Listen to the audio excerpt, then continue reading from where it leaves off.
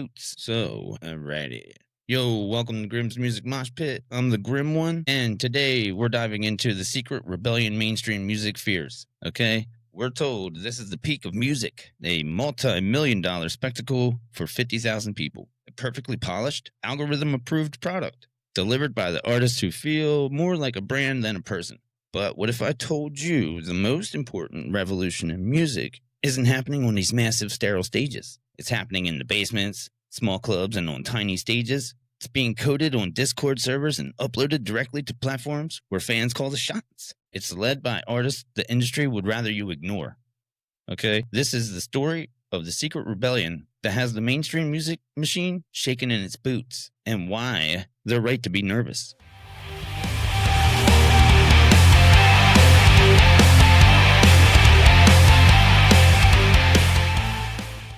So, section 1, the system, how the machine works. To get the rebellion, you first have to get the machine is fighting. For decades, the mainstream music industry has been a fortress, and with a few powerful record labels as the gatekeepers. Their business model was simple: find the talent, mold it, market it, and most importantly, fucking own that shit. So, this ownership often comes from the infamous 360 deal. It sounds like a friendly partnership, but for many artists, it's a creative prison. The label takes a piece of the cheese every time. You know, it's not just music. It's your tours, your merch, and your acting gigs. In return, the artists get an advance, which is really just a loan they have to pay back before they ever even see another dime. You know, the financial pressure is insane, and it forces one kind of creativity, the safe kind, the kind that chases trends instead of starting them. The machine needs products that are predictable and easy to sell. This is how you get the endless cycle of manufactured hits, where songs are written by a committee, auto-tuned to robotic perfection, and focus grouped until every rough edge is gone. It leads to phony personas and fake celebrity drama just to make headlines. In this world, real authenticity isn't a feature, it's a bug. The bottom line, creative control and a fair paycheck are almost impossible for artists stuck in this system. They get stripped of the very thing that made them special. You know, become just another cog in the machine, man, built to make the gatekeepers rich, not the creators. This whole system was built on one idea: the artists need labels to find an audience. But what if that's not true anymore?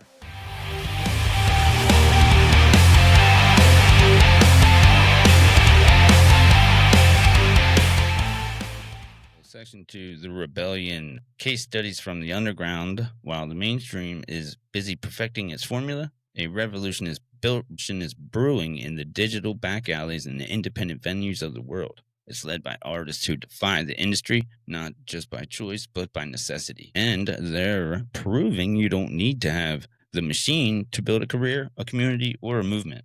Take an artist like JPEG Mafia. His music is abrasive, experimental, and confrontational, and the kind of genre-bending, politically charged art that would get laughed out of the major label boardroom. His lyrics are a raw critique of everything from the internet culture to systematic racism. Instead of toning it down, he built his entire career on that.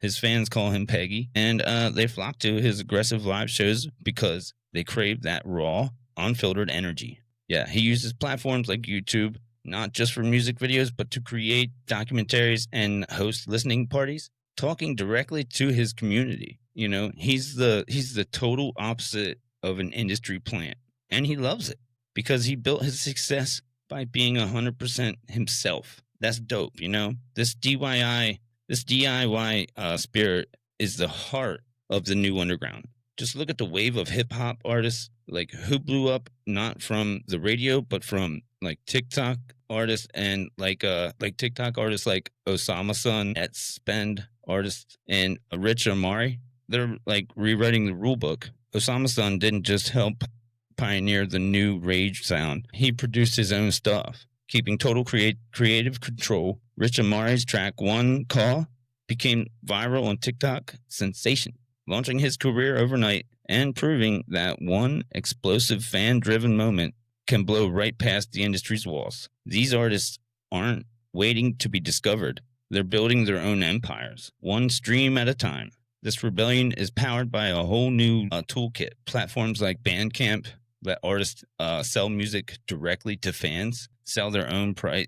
But maybe the real nerve center of this new underground is a place you wouldn't expect: Discord. Originally for gamers, Discord has become home for musicians building real tight knit communities. It's like a digital backstage pass, and where the line between artists and fans nearly disappear. Artists like Lindsey Sterling and the band Fly By Midnight use their servers to chat with the fans, share behind the scenes stuff and host Q&As and everything like that, and get instant feedback. It's not about shouting into the void of the social media algorithm.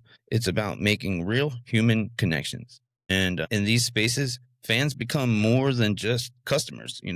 They become a digital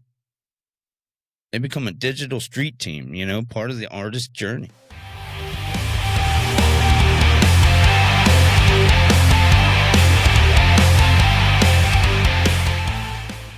So part 3, we have the tipping point.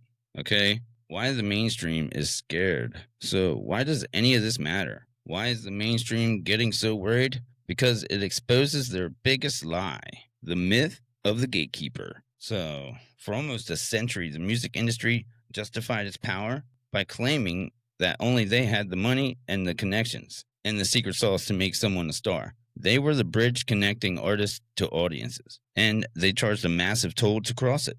But this is the new generation built their own bridges. You know what I mean? The success stories are now legendary. Billie Eilish, became a global superstar, recording songs with her brother in her bedroom. Russ built a platinum selling career by stubbornly dropping a new song on the SoundCloud every single week for years. These aren't just lucky breaks. These are proof of concept. They show that the talent, drive, and a Wi-Fi connection, artists don't need to ask for the permission to have a career anymore. In fact, independent artists are now a massive force. So, they're accounting for a huge share of global music consumption and revenue. The secret the industry is waking up to is that the artists are realizing they have options. The rise of independent artists is a direct threat to the old way of doing business. Every artist building a real career on Bandcamp, every community thriving on Discord, and every song that goes viral on TikTok without marketing budget is another crack in the fucking foundation that made the old fortress. It proves that the power is shifting from, boardrooms, back into the creators and their fans. They want you to think making it in music is like winning the lottery, a 1 in a million shot that only they can give you. But these artists prove it's not the lottery. It's about building a community, and that's something no record label could ever truly manufacture. So what does this mean for us, the people who actually listen to the music? It means we have more power than ever. This isn't just a fight for the soul of music. It's our chance to actually change who gets to create and how they do it. The real power was never in the record labels. It was in the playlist, your concert tickets, and your shares. Okay, supporting this rebellion is simple, man. Just find an artist you love and tell a friend, buy their album on Bandcamp instead of just streaming it. Join their Discord and go to a show at a small venue.